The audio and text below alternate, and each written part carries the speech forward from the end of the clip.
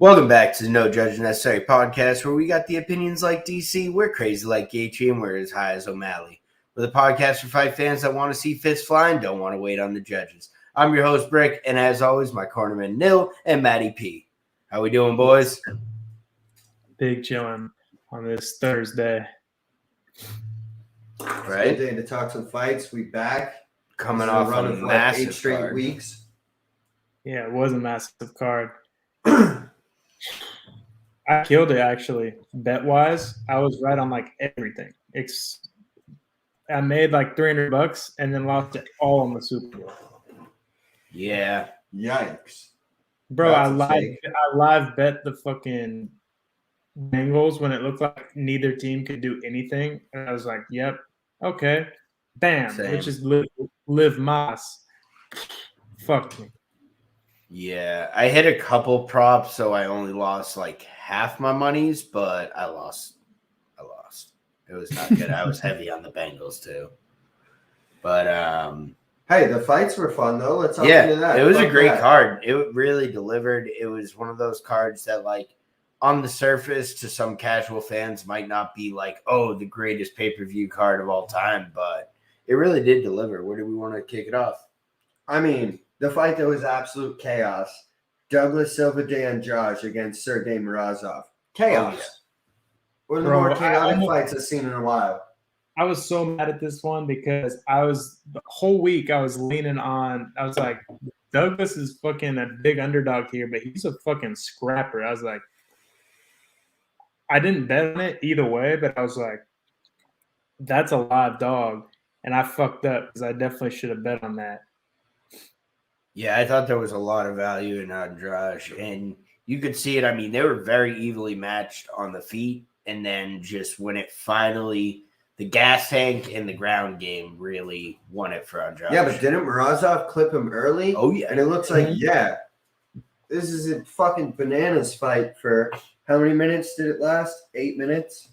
8.5 minutes? Yeah. That really only got into the second round? Yeah, that was 8.5 minutes of Wow. fight time. It was chaos. That bro. seemed like a full 15. correct. like, because there was so much bananas action. like that. It was fucking wild. It was like my little chihuahuas when they fight. It was just like all on each other, man. They were not giving themselves any space. I loved it. Yeah, I would watch them fight again for sure. Then a bit of a run of decisions. Not much to talk about other than Carlos getting a dub over Fabio. our boy Fabio. You know, I try to tell y'all, man, that just wasn't a good stylistic matchup for him. But Yeah. I don't like how I feel like Olberg was not like trying. Like he was just like trying to look flashy and be like, Yeah. if you have I that think- big striking advantage, yeah, you're Go winning, for you're it. close to a victory. But bruh, like you want to stay on the prelims?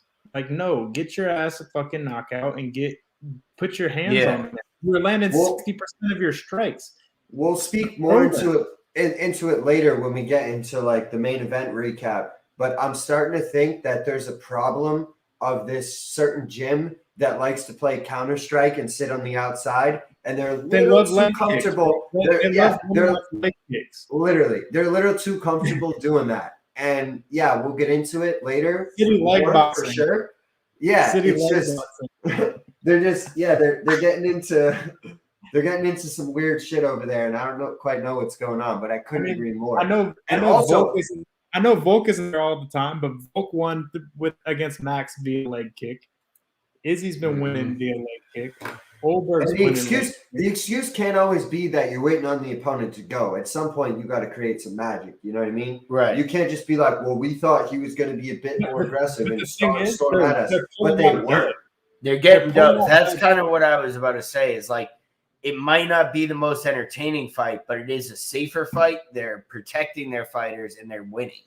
So And they're getting until that that half doesn't win. stop, until they're not winning, I don't see why you change the formula. Yeah, no, I agree. If it's not broke, don't fix it. So, Right. but yeah, I mean, we had a good fight with Kyler Phillips and Rojo next. That was a pretty good scrap. I thought Rojo would do a little better, but Kyler Phillips, man, Yeah, he's a problem. he's a He's problem, really a for problem. sure. Like, I don't know what he's going to do if and when he gets to the top 5, but I think until then, I don't know if there's really anyone who can just go at that pace with him. Throw that spinning back kick, though. Yeah, that was a little too much, but I think people are going to capitalize when you run into an Aljamain Sterling and you throw that and miss, and all of a sudden he's into a double leg and you're on your ass. Or he just takes you back because you're out of position or whatever. Yeah, that's where I think Kyler's got to almost, it sounds crazy because like normally you want them to keep adding on their game, keep improving, but it's almost like, dude, get back to what made you good. Like just chain wrestle, be aggressive, decent striking, but simple striking, but just high level combinations. It was an idea he had before, like, hey, if I keep throwing these, that's going to make him give space and be backed up, and then I work well in space against somebody like this. Right. So maybe it was a calculative move. I don't know, but it just seemed like a lot of them were just air balls. Yeah, exactly. And it seemed, but also I guess with a guy like Kyler Phillips, you don't really worry about like, oh, that's going to burn the gas tank. This is a soccer reference for Kyler Phillips. I'm starting to think that he could beat any team that's not in the Champions League. But if he faced a team in the Champions League, I'm like, I don't know about this. But I'm starting to think that he could fight or beat anyone in a fight that's not Champions League level. Well, and also Rojo is not a known grappler. So he was like, hey, I could throw whatever the fuck I want. It's not like if I'm out of position, he's going to take me down. So, props that could have just been a stylistic thing. I should have bet on submission too. It seemed obvious now that it happened.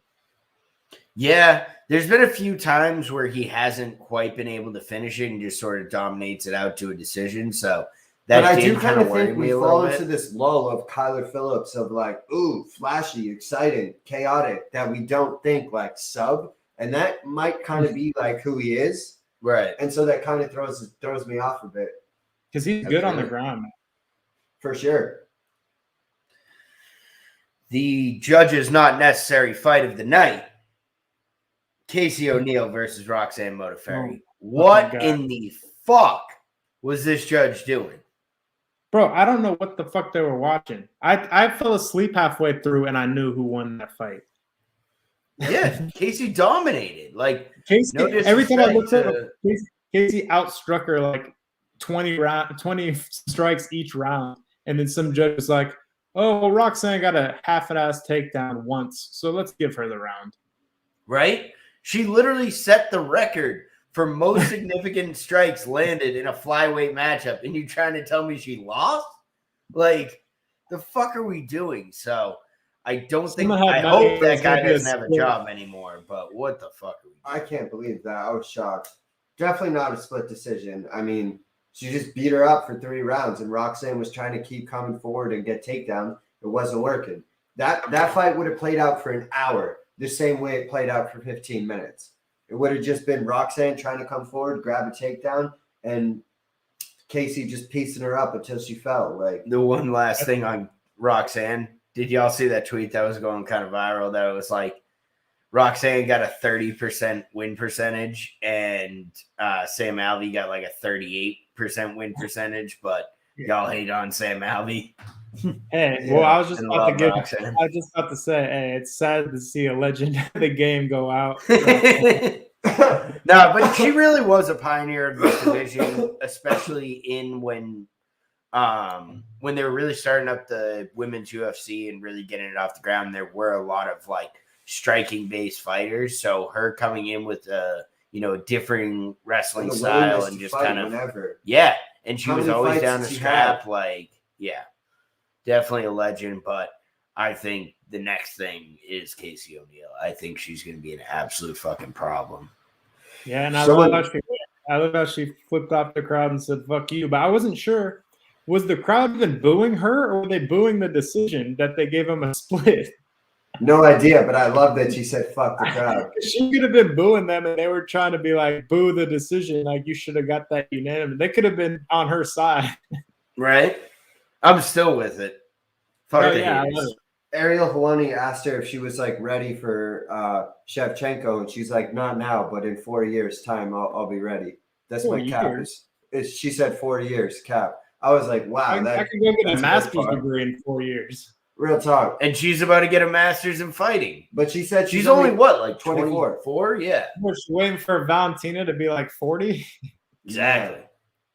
I just thought it was Hey, interesting. I thought it was an interesting take. I had to bring it to the table. Yeah, but I do actually. There is a part of me that maybe 4 years is a little. But how many aggressive. of these idiots are like, give it to me next, and they That's- fucking get starched?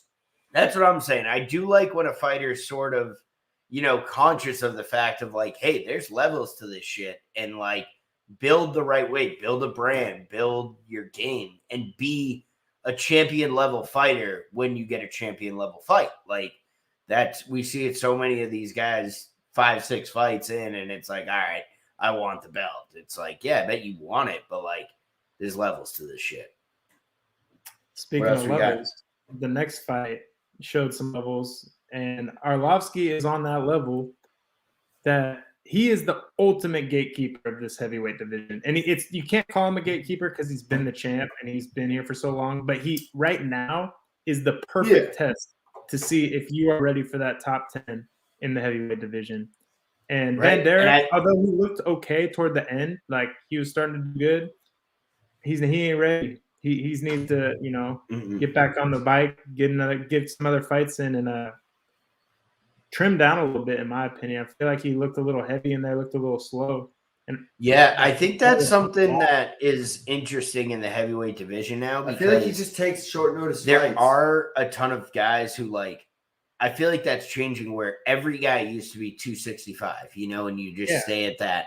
But now we're showing that, like, guys like Cyril, guys like Ngannou, like, who aren't always pushing that number to the absolute limit. Like, you can be a better athlete. So I'm with that. I think if Jared Vanderaa drops 5-10 pounds, like, and comes in at better, that little step faster, man. Because if he was that much faster, that fight was closer than it maybe looked.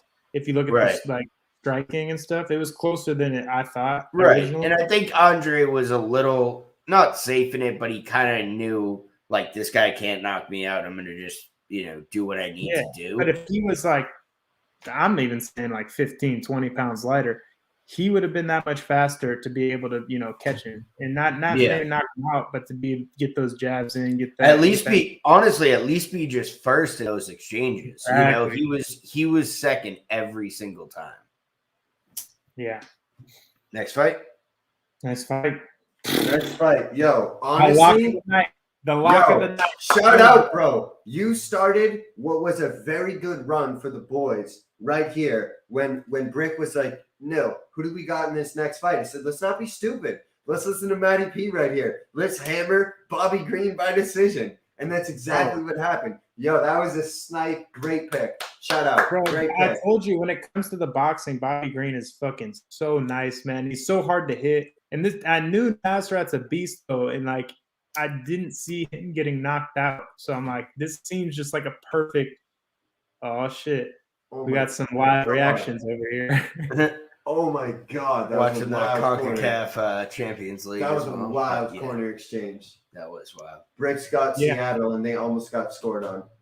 But yeah, Bobby Green, man, he is a beast, and I can't wait to see what's next for him. We'll probably talk about that later in the show, but absolutely domination by Bobby. I mean, he's become like Twitter's favorite fighter overnight. So I'm with it. I love that. No judges. I mean, we were on this early. We put him on all for second team all 2020. We were first team all COVID, bro. First team all COVID. Unanimous decision. No judges. Huge Bobby Green fans over here. No doubt. And then moving on to my lock of the night, Renato Moicano over Alex Hernandez. I thought, again, levels to this shit. I love the sub. It was just clean.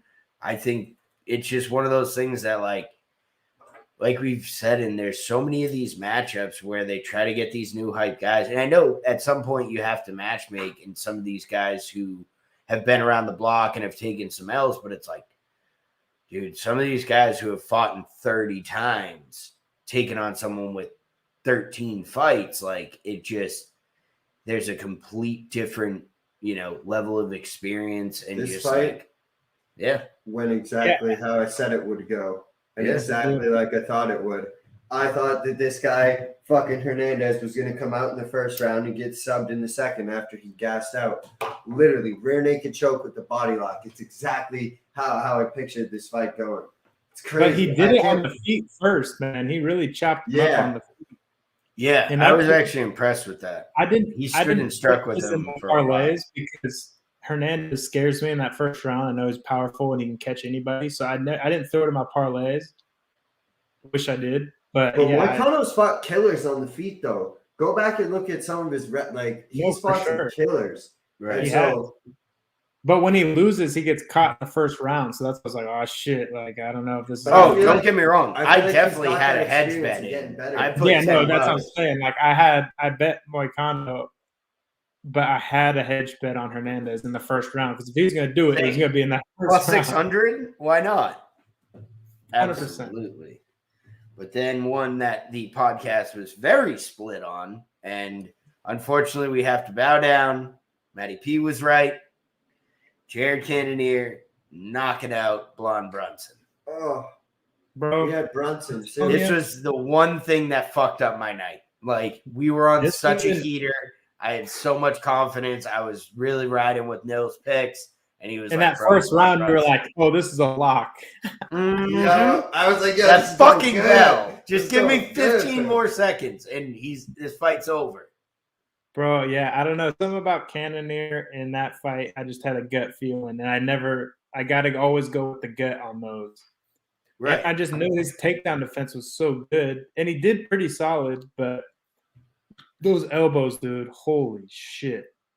Brutal. How much to take one of those? A lot. Just one.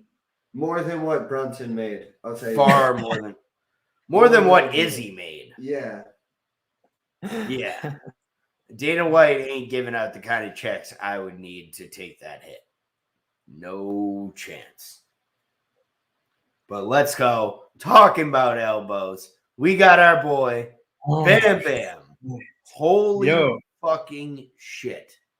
Bro.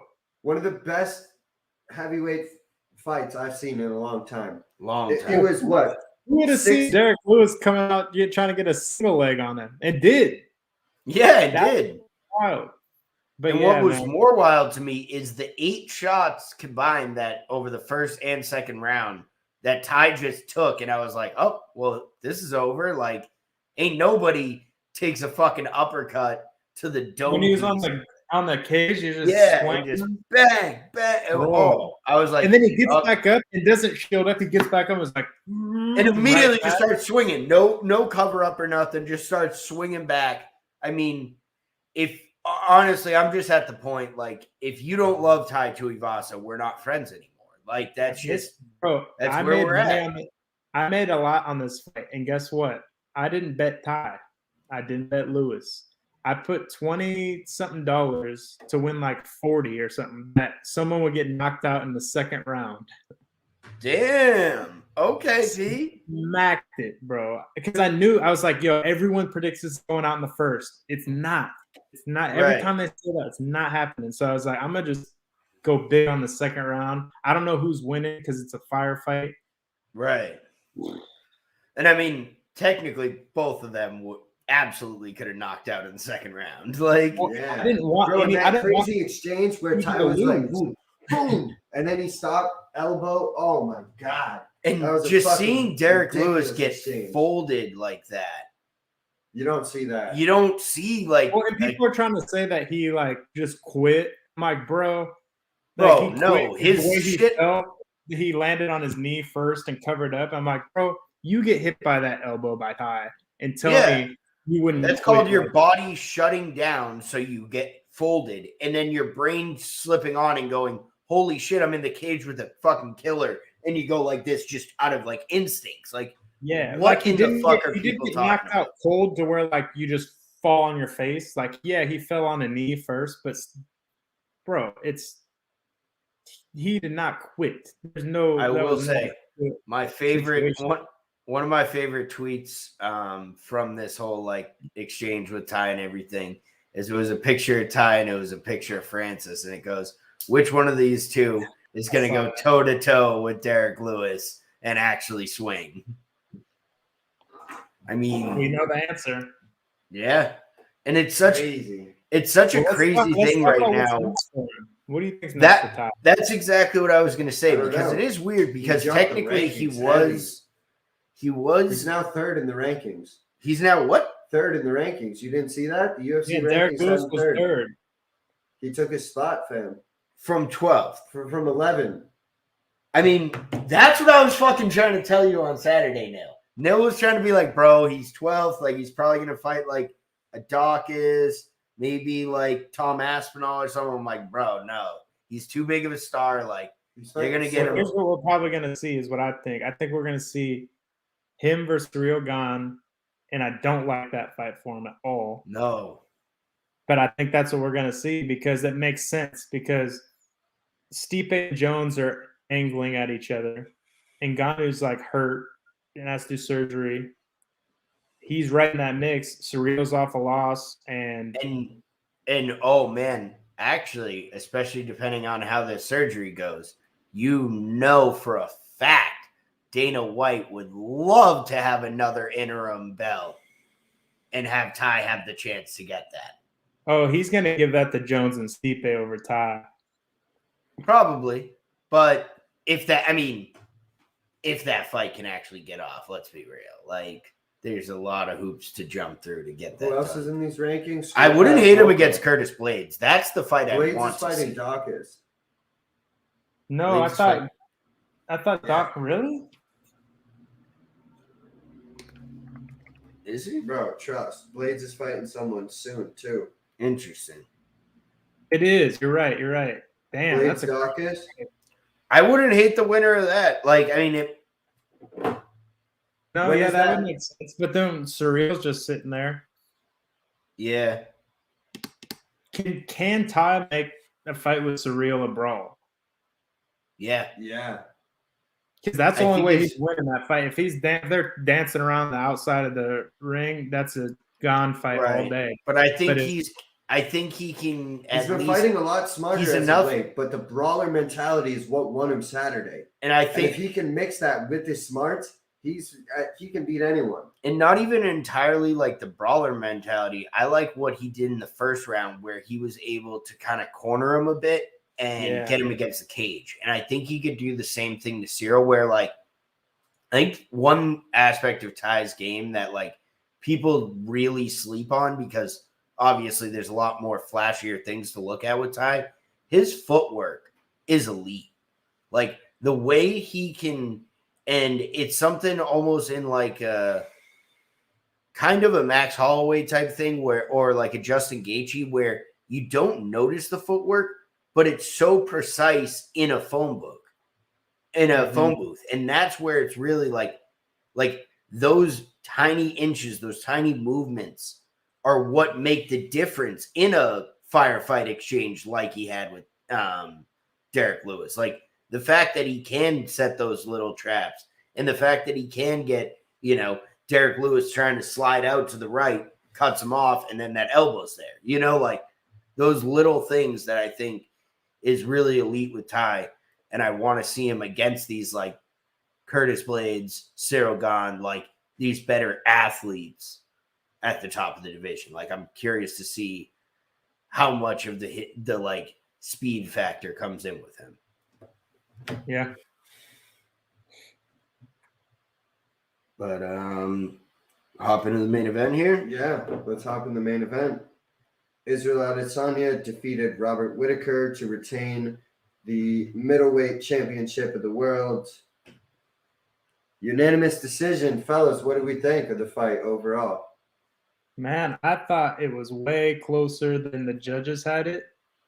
I wouldn't say I would have given it to Whittaker, but I could see an argument for rounds 2, 4, and 5. I agree with that. I do think it was close, but here's you something. got to take it from the champ in my head. You can't, it's not a 100% agree with that. This is I something thought Izzy won every round other than maybe round 5. And like 2 was close. And they 2 were was all very but they were close. all razor thin to me. Right. Round 1 was not, but round 2 and on. Round 1 was obviously easy. I thought Whitaker could have swung round 2 off the takedown, and they had about the same amount of strikes, so I thought the takedown may have given him that. Obviously, he didn't do much with any of the takedowns. He took his back on one in, I think, the third round, but Izzy never seemed in danger. So and you know what I think? I don't think Izzy won 4 out of 5, though. I really do think it was more of a 3-2 situation. I thought 4 and 5 were kind of clear, but I could see it. I wouldn't have given it to Whitaker. That's all I know. No, that's fair. But I've been kind of sitting on this take all week where I'm kind of thinking that people when we get a dominant champ, and especially when they fight some guy for a second time, I feel like almost the standard, like Izzy's been so dominant that just when Whitaker does better than the first time, people are like, Whitaker won.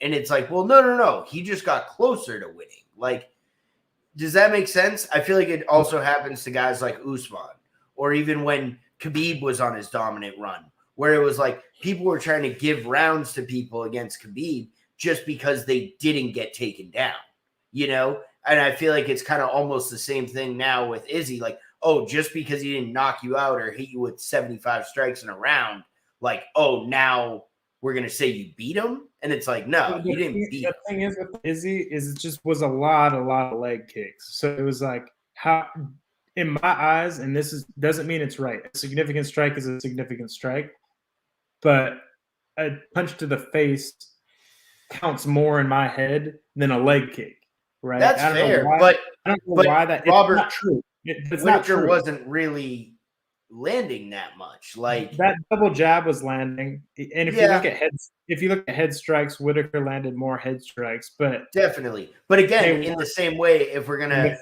scale it, if we're gonna score it on that kind of scale, a good leg kick is probably about as effective as a jab. If Whitaker was laying in hooks and massive, combos, then sure. But a quick double jab, while effective, I mean, that's kind of the same thing as a body. That was what weird me. Whitaker never threw. He never followed it up. He never threw his. I don't know if he's right or left-handed, but he just kept double jabbing the whole time, leaning in double. And it was probably part of his game plan, but he did not throw his power hand at all. Yeah, he definitely seemed like he was scared of getting countered. 1-2 and then follows with a high kick. That's one of his signature moves. I love that move from Whitaker. I didn't see it once.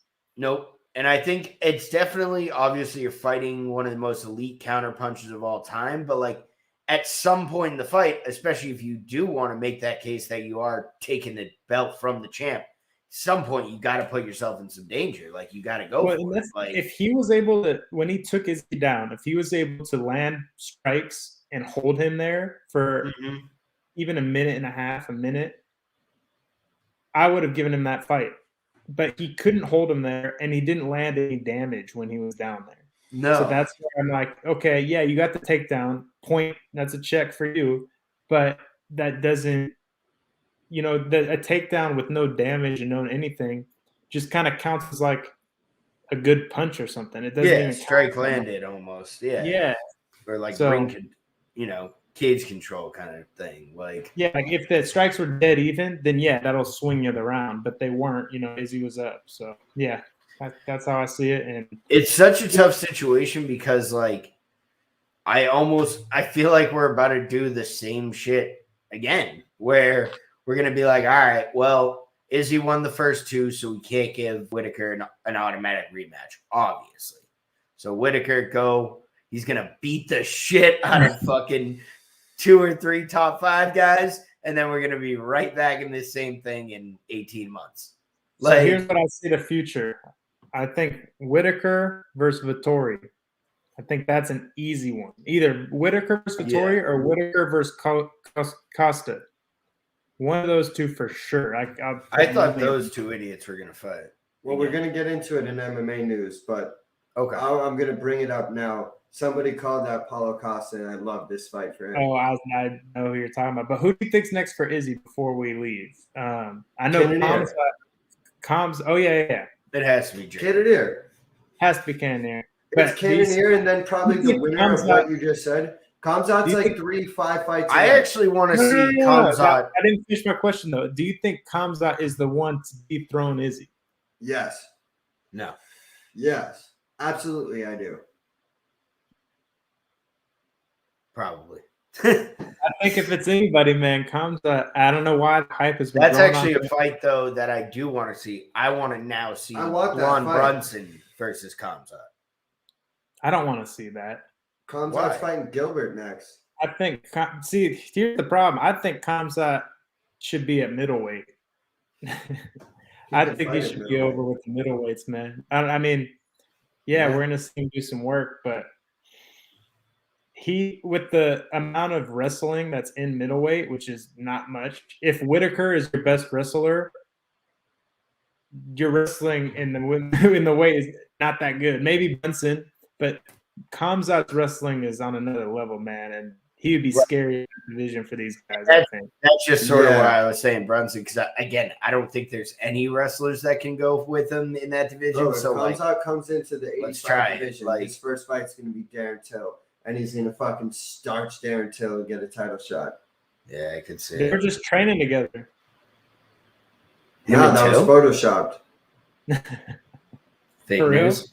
Yeah. Darren Till was like 300 pounds. It was a guy that looked like him. For real?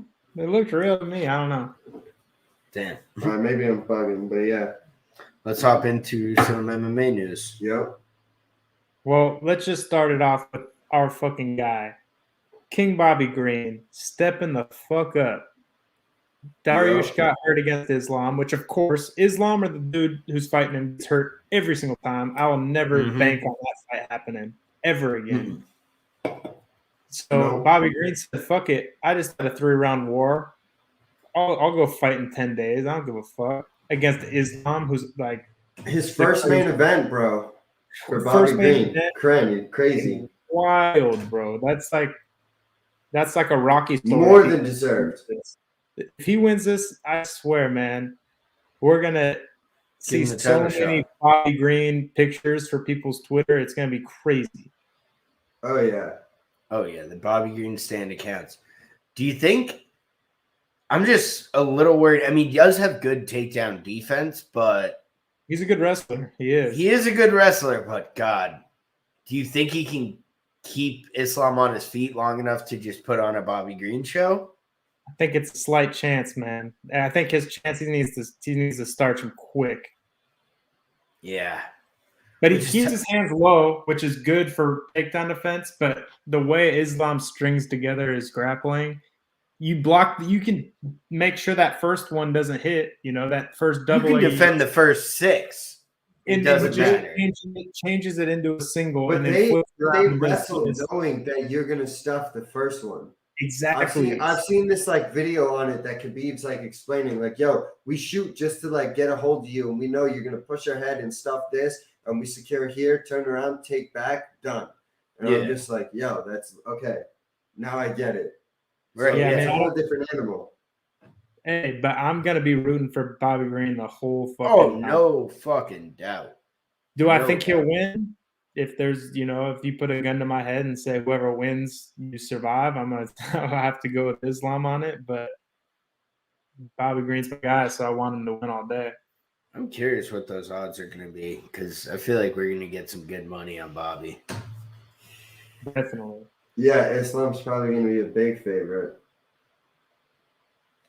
Oh, yeah. What else we got in Any MMA other news? Oh yeah, news? shit. My MMA news was Luke Rockhold calling out Paulo Costa. He said he thinks Paulo Costa doesn't respect the game, and he wants to be the one to show him to the door.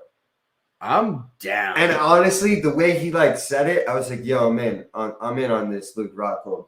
Like, if he had said it differently, yeah, but especially Paulo Costa and the way he was like, "I want to show this cat the door." Like, you don't respect the game. Like showing up drunk to his fights. Like, what are we doing? Like, I like that. That's a scary fight for someone who gets chinned. You know what I mean? Like, because Costa hits like a fucking truck. If Luke can get that to the ground and get on a grappling thing, if he can take his back, it's a wrap. Because Luke has some of the craziest ground and pound. We'll never see it, but like a sick fight would be Luke Rockhold versus Izzy. If like Rockhold could win like 2 or 3 big ones, Like, say he came back and starched Costa, then got like Whitaker and beat him decisively. Honestly, they might give him that shot quicker than you think, just off the fact that he slapped the division. Exactly. Correct. Like So. Oh, what are you going to give someone their rematch before you give? All right, my Luke point is Rockhold, the legend prime a chance? Luke Rockhold against Izzy would be a dope fight.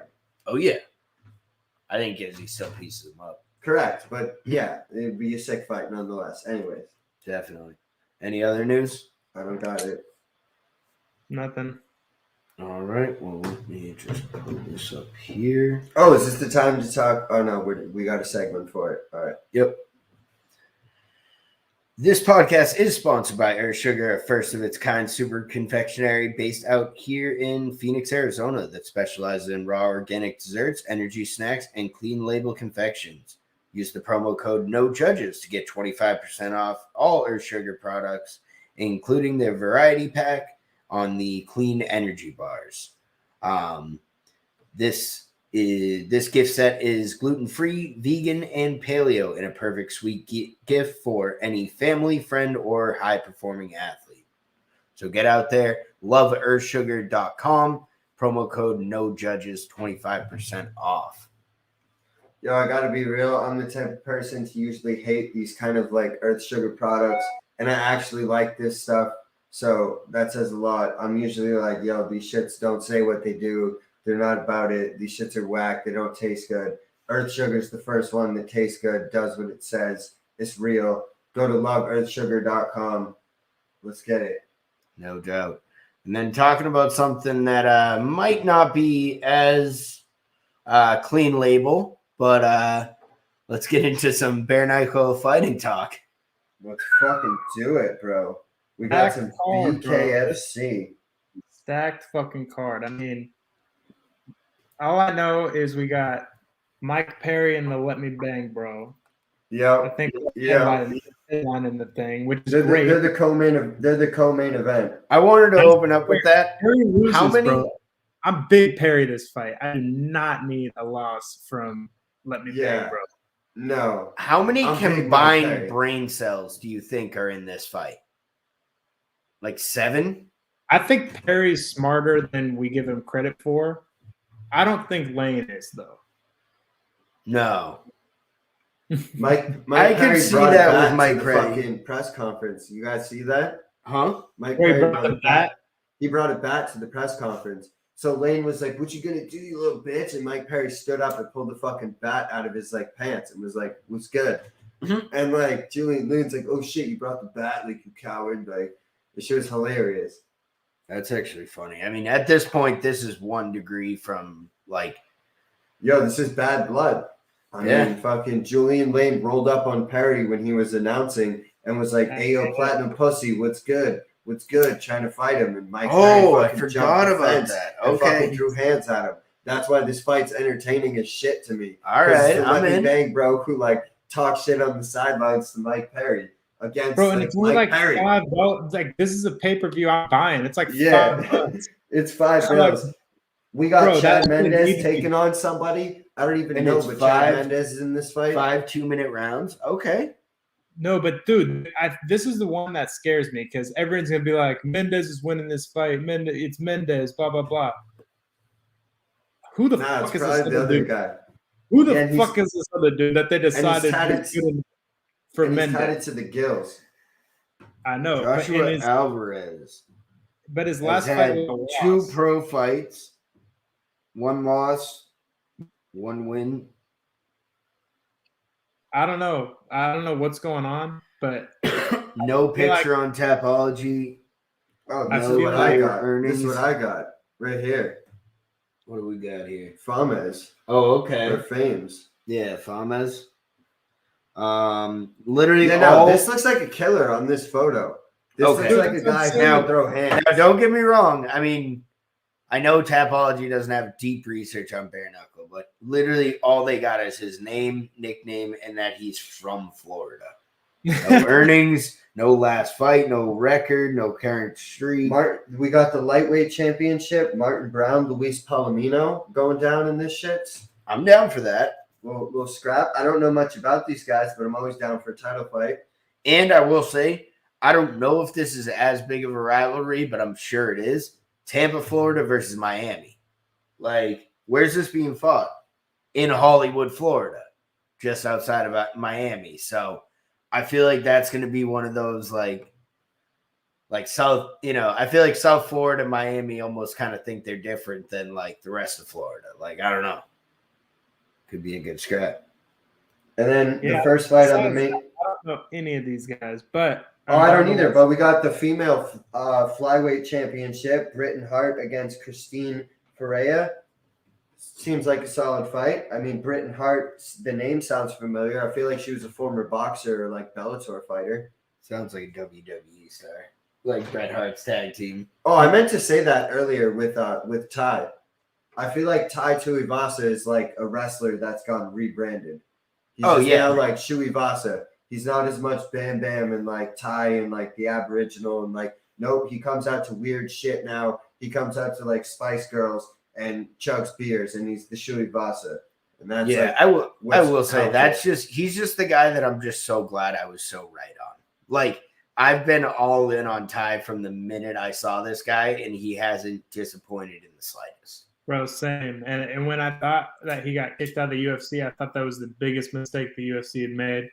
So it's glad to see he's on like a 5-fight win streak, all knockouts. Yeah, no doubt. Yeah, that was weird when he got like cut, but no one announced it. He was just like live on Insta, and they were like, "Yo, bro, you got cut?" He's like, "Yeah." Like, what? And then he fought like 3 months later. Like, that was weird. But anything else on this bare knuckle? Nah, let's move on. I don't know. It's a $5 pay-per-view. Like, it is what it be. I mean, to be real, I would probably like throw $5 to like watch the two bums at Circle K fight. So I'm in. Yeah. Have them fight over the 5 boos. Yeah. That would actually be entertaining if like all of our 5s were just in the ring and like the winner of Let Me Bang versus Mike Perry get the 5s. I'm in. That would be a crazy couple fights on this card. What if that's how they did it? They're like, all right, your fight is worth 40 bands. Winner gets everything, loser gets nothing. Money in the Bank fucking style. Like, keep the briefcase hanging over the ring. You get nothing if you lose. That would be fucking crazy. Oh my god, that'd be brutal. Getting knocked out for nothing. But let's get into our second sponsor of the day. No Judging Necessary is presented by Acosta Clothing, the hottest streetwear and high fashion brand coming out of the Bay Area, California. They specialize in a range of quality backpacks and accessories. Acosta Clothing has been worn by some of the top MMA fighters, such as Dom Cruz, Mina Kim Dawadu, and our boy Ray Waters. You can find them at AcostaClothing.com or on Instagram at Acosta Clothing. Get your gear up, boys. Well, let's get into it. Any interesting thoughts? I feel like sometimes we get these cards when it's a weird card. Yeah. Let's hop into some pre-fight diaries. We got Jesse Schroeder, 5-2, taking on Chad and Helliger, 11-5. Honestly, I got to start this fight. I can't do it with this fight. I can't. Mm-hmm. Jesse Schroeder sounds like the lead singer of like Blink-182, or he's about to come at me with some like, in your eyes. Like that's like Jesse Schroeder. I can't like get that out of my brain. And this guy, Chad and Helliger, I think he's in the wrong sport. He just sounds like a snowboarder. Yeah. So he should be at the Winter Olympics right now. Correct. But like, you see that run from Chad, bro? Like, on that fact, I'm going to bet on the Canadian. But Chad is, a minus 295 favorite, plus 220 for the basis for 9-inch nails. Anything on this, P? I will be watching this one as a fan because I don't know shit. But yeah. Sure. Next one I am a fan of. Diana Belvicha, 14-6, taking on Gloria De Paula. I don't know much about Gloria, but Diana is one of the, she's kind of a woman's Adrian Yanez. She's pretty electric in the cage and on Twitter. So she's big friends with our boy Bane. So I'm all in on Deanna in this. That's enough for me. And looking at their records, I can see 15-6 and 5-5. 5-5. That's a tough record. Who's favored in this fight? Wow. Belvita is only a minus 125 favorite. DePaula is plus, or basically even. Let's take a look at Gloria. She lost to Cheyenne Vlismas, or Baz, well, Vlismas now, and Jinyu Frey on back-to-back fights. And she came off a decision on the Contender Series. That ain't it, Chief. No, Matty P's right with that. Yeah, I like Belvita in this fight. And you're getting half-decent odds as well. Yeah, I don't hate that at all. It's probably going the decision, like most of these early prelim fights. And the next fight, we got Chaz Skelly, 18-3, taking on Mark Striegel, also 18-3. I feel like, you want to switch the banner? I feel like Mark Striegel here, his nickname needs to be like Hollywood or Mr. Hollywood. He sounds like a director, you know, like it was written by Mark Striegel. I can see that. Just like, yeah, like your favorite comedy or whatever was written by Mark Striegel. I just can't take this guy serious. I don't know. It sucks because the only fight we've seen him in was against Saeed Nurmagomedov, and that's not a fair fucking fight. So, and Skelly's been here for a minute. I'm just so far out on Skelly. He's had 2 fights in the last 4 years. He's had 6 canceled bouts, 1 no contest in those. Like, I don't know. I ain't got no time for Chaz Skelly. So give me the director, Striegel. What are the odds? Chaz Skelly is actually a minus 215 favorite, plus 170 for Striegel. I think that's some good value. I was going to say, I kind of think Chaz Skelly's going to roll. Like, this is like the spot where you think Chaz Skelly doesn't win, and then he just comes through and wins. Dude, like, Chad Kelly's going to get his ass beat with a vacuum cleaner. Nah. Every time you go against this guy because you think he not about it, he shows you he's swamp tough and he fucking wins. What do you mean? He's had 1 fight in the last 4 years. Like, and that's exactly the fight I'm talking about. We probably bet against him and he won it. Yeah, Jordan Griffin in 2019. Okay, exactly. I've done a lot of dumb shit since 2019. And I don't know. I ain't about Don't it. sleep on the swamp man. Ugh. Next fight. Next fight, we got Jessica Rose Clark, 11-6 out of Australia, taking on Stephanie Egger, 6-2 out of Switzerland. Honestly, fellas, I got nothing. I got Rose Clark all day. Yeah. I was a little impressed just the fact that Stephanie Egger, as such a young fighter, at least went to decision with Tracy Cortez, but she got fucking pieced up by her, to be completely honest. So I'm kind of leaning with you. I think Rose Clark's got this. Jessica is coming in at minus 182 favorite. I think that's kind of like a slip that in on some parlays. Try to get some early juice. But I could really see this fight going to decision. That's actually probably This fight's 100% going to decision. Let me see what the odds on that. Also, minus 182 for this fight to go decision. So pick which one you feel more confident in, and you're getting minus 182. Next fight, we got Gabriel Benitez, 22-9 out of Mexico, taking on David Onama, 8-1 in the featherweight division. What do we got, fellas? Bro, this is, of all the prelims, this is kind of the one I think I know. Rose Clark was one, but David Onama had a fucking war with what's his name, Mason Jones. Miles Jones, or no? Mason Jones. You're right. Mason Jones, who's a legit like prospect. So I think this is gonna be Onama all day. Damn, I'm the complete opposite on this fight.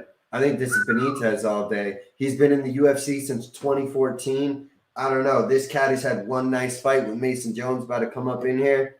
8-1. This guy's 22-9. We've seen it all. That's That's a mentality I think in this fight. I could be so wrong though. I'm kind of leaning on the fact with Nil, where I think it's a levels fight, where I want David Onama. I think he is an exciting prospect, but I just think there's levels to it. Gabriel Benitez has just been in the cage with such higher level fighters.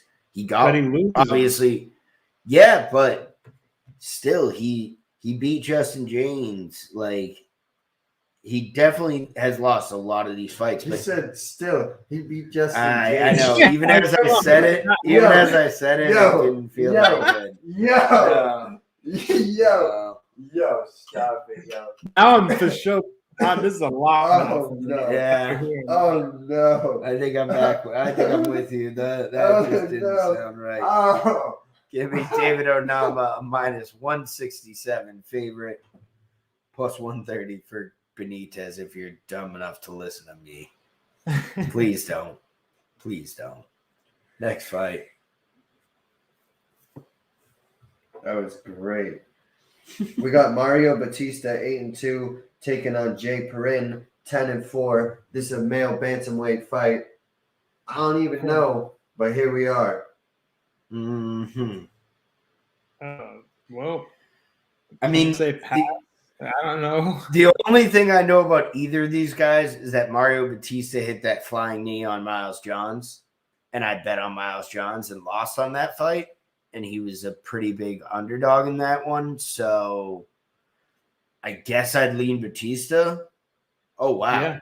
Batista's a minus 335 favorite. I don't think I can take that juice. I mean, bro. What would maybe Jay Perrin, the Savage, out of Lowell, Massachusetts, bro. Oh, wait, what now? Changes everything. The Savage. Jay Perrin, I was like, Lowell. People from Lowell. This dude lost on the Contender Series and won 2 straight fights. One at Cage Titans and one at CES 64. Who did he lose to on Contender Series? Dwight Joseph via unanimous decision. I don't like when you lose to someone named Dwight, but hey, the odds that may be worth betting on this cat. Dwight Joseph. Yeah, Dwight Joseph's a unit. No, I know, but I think, yeah, give me Jay Perrin, the fucking crazy fuck from Lowell. Lowell's a not quite affluent. Lowell's a different breed. Yeah, they're not quite as affluent as some other places around Boston, but they definitely breed some tough son of a bitches. So, yeah. Well, shit, let's do it. Let's do it. Next fight.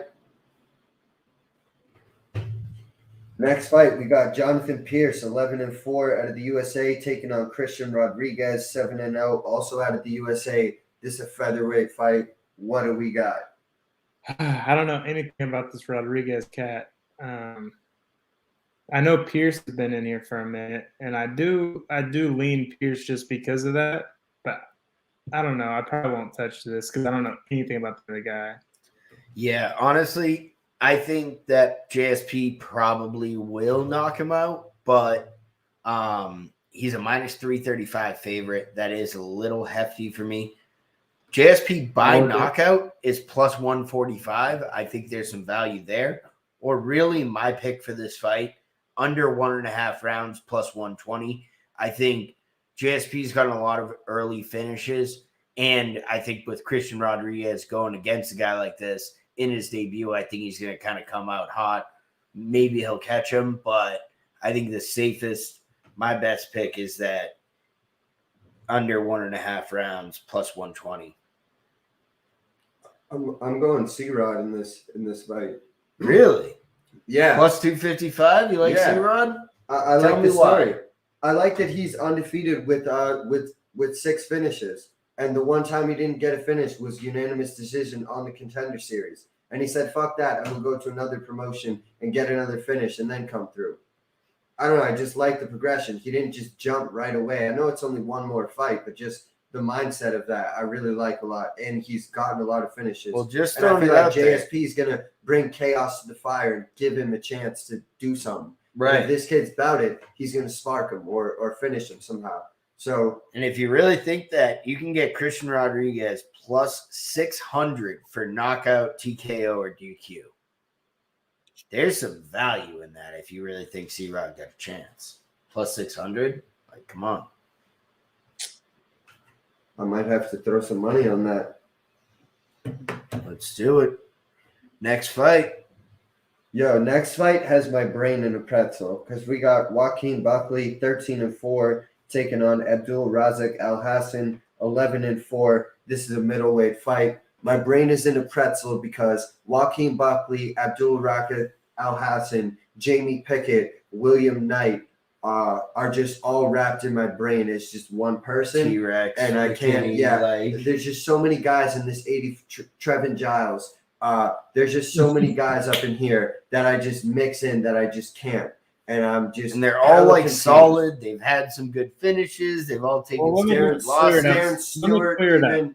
Like, there's so many guys. Buckley's going to get the dub. They're both dynamic and very, like, going to knock you the fuck out. If you want to play the MMA math game, Buckley lost to DiCercio or whatever, and then what's his name? But then Abdul beat him. So if you want to play that game, yeah. But I think that Abdul, when he has someone that's just as powerful as him, he's going to be, he's lost to those guys, kind of like what's his name, Chaos. So I don't know if Buckley's going to knock him out like that, but I just see him being, one step ahead here, more willing to trade, backing him down. But who knows? I don't hate it. I'm not betting Joaquin's on a minus 155 favorite, plus 124 on out. Abdul Al Hassan. Jeez, I could not get that one out. But yeah, I think I'd lean Buckley. This fight not to go the distance. It's such a toss-up to me. Why do I weirdly think over 1.5 rounds? Yeah, minus 115 plays. I kind of feel like a late knockout's gonna happen. Yeah. I think that might be my pick. Like, everyone thinks this is going to be a quick, like, flash knockout, and these guys are. No, it's going to be the third round. Randomly, one of these guys actually throws a correct, nice, like, technical left hook, and they just slip and counter. Over how many times we're going to see the Buckley kick this week? Ooh. This week or that night? From now till then, from UFC promoting it. 173. 9.5. Over. I think it's minimum 17. Like, especially with no disrespect, this isn't the hypest card there is, that they're going to beat us over the head with that. All right, fair. Next fight, we got Jim Miller, 33-16. Taking on Nicholas Mota, 12-3 in the lightweight division. What the fuck are we doing here, boys? Like, oh man, this smells. What are we doing? Like, this smells. Wait, just like another Jim Miller submission. You're telling me, and yes. I know we usually do a little analytics first. You're telling me Jim Miller's a fucking plus 150 underdog? No Lock fucking of the night. way. Lock of the fucking night. Jim Miller has literally. Oh my god! Oh, he's Jim Miller submitting by sub. I would love that. Oh, that's plus 335 for Jim Miller by sub. Nicholas Mota submitted Joe Lowry on the Contender Series. I went to high school with Joe Lowry. Fuck a Joe Lowry. Jim Miller. Well, one thing's for sure is we didn't go to high school with Jim Miller because I didn't go to high school in the 70s. No. Yeah, my dad might have, but no chance. Oh my god, this is like, what am I? Do I need to do a little more research on Nick Mota? Like, why is he a favorite? I really don't. He has to beat anyone because Jim Miller's old. They keep thinking he's gonna fade, but Jim Miller just keeps tapping dudes out. Yeah, he knocked somebody out not too long ago, which was like his first knockout. Bro, he hasn't beat anyone. Yeah, he knocked out Eric Gonzalez fucking 4 months ago. That's what I'm saying, man. He fucking subbed Roosevelt Roberts last year, like beat Clay Guida in 2019. This fight makes no sense, now. Honestly. Come on. This is hella disrespectful. Yeah, like That's what I'm saying. And in fact, honestly, take this money now. Jim Miller's a lock. The more I'm looking at this, yeah, this is like I need to like now get unless a loan Moat is just to like put more younger money and on like Jim Miller. crazy more explosive and like it's clearly one sided, then like okay, like but I just don't see that being the case. And even then, Jim Miller can take a fucking beating until you empty your tank and then sub you. So That's the thing, especially with his sub game. Like he's never out of it. Like, oh, that's insane. I was literally gonna come in here being like, oh, he's probably my pick of the night, but I thought he was gonna be a minus 200. Like, oh, plus 150, cash that all day. Next fight. we got Parker Porter, 12-6, taking on Alan Baudot, 8-2, heavyweight scrap. What are we thinking? Opening belt thoughts. Bro, I can't go against Parker Porter anymore. I just can't. I was right about him against Chase Sherman, and I just got to go with him. I don't know if I'm going to be right, but I got to ride. I really am pretty out on Alan Baudot. I've kind of been like you, where I sort of was betting against Parker Porter early, and I think he's a little more legit than we put on. But I actually really like over 1.5 rounds, minus 141, kind of staying on that train. I think this is another one where like both guys have power, but don't really like come out swinging. And then we start getting some action. I see a lot of clinching, a lot of kind of time wasting. And then we might get some action late in the second, third round. I don't know what to make of Baudot because it looks like he's got some good skill, but he doesn't quite put it all together, and he looks shook by the moment and the lights. And I feel like he's due. Honestly, I really do. I feel like he's due for a dubs, and I could so see 9-2 and 12-7. But it really makes me think like he could possibly do something here. But like the back of my head's telling me like, bro, Parker Porter's gonna smoke him. Yeah. Like, and I could even see him finishing him. But somehow I'm feeling like Baudot's like due for like a unanimous. This does like, kind of wrestling, seem like that weird spot where you're like, oh, this heavyweight's about to get cut, and then they just catch a dub and like get 2 or 3 more fights. And like he's like Team Cyril Gunn and like the MMA factory. Like I feel like he's like due to like improve. Yeah, exactly. Like if they say that this cat's like good, like he's due to get a dubs, Right. And like show it. Yeah. What are the get some odds? pretty good juice on it. No, Parker Porter's a minus 250 favorite. Alan Baudot plus 195. I feel like he's like this in every fight though, and I'm just like, ooh, juice, he's due. And And then he gets washed. Yeah, so that does scare me, but Definitely.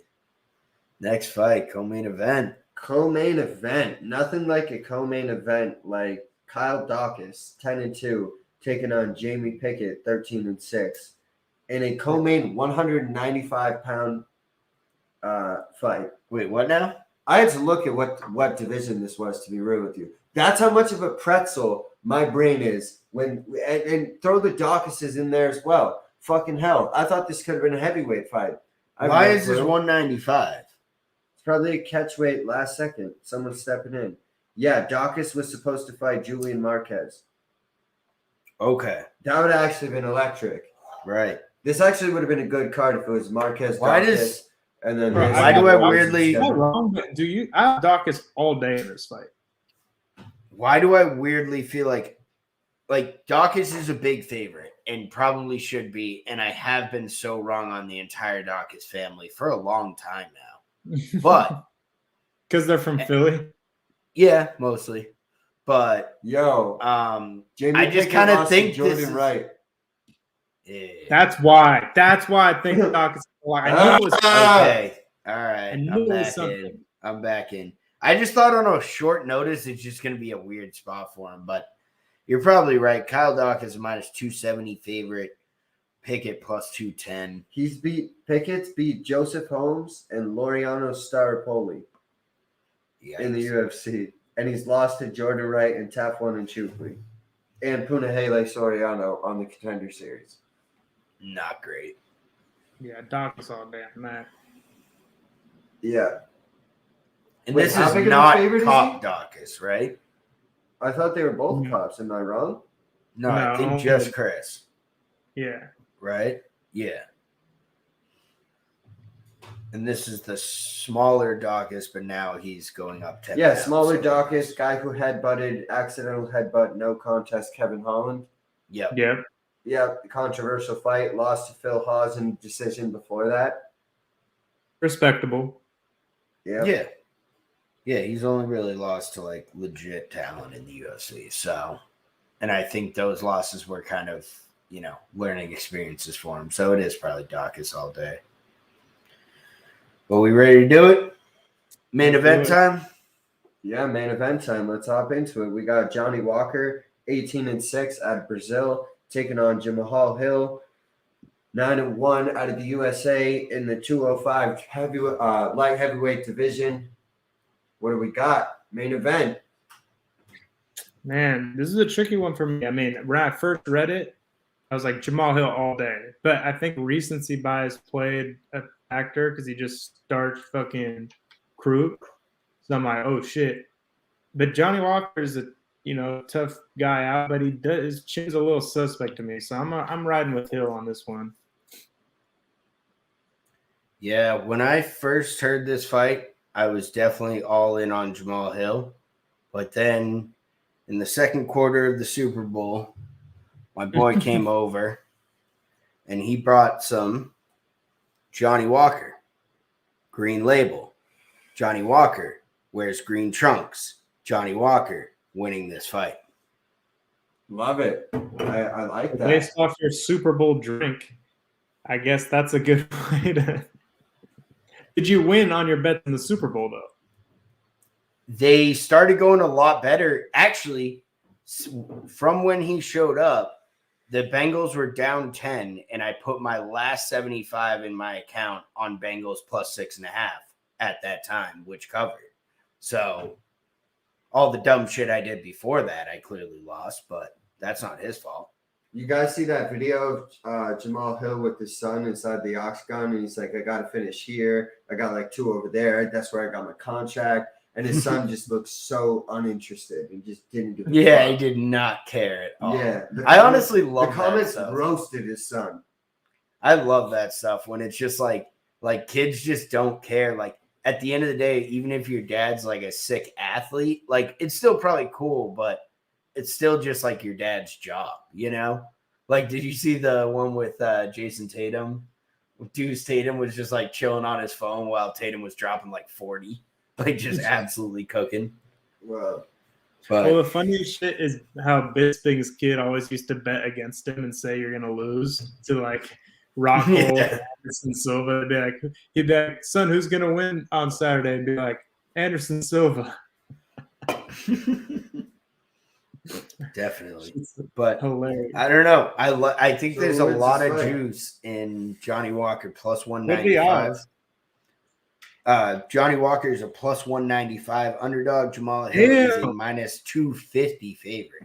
I thought it'd be more of a pick 'em, but holy shit! I thought it'd be a lot closer. So, because Walker's a big motherfucker. Yeah, but I feel like if Jamal Hill lands, it's night.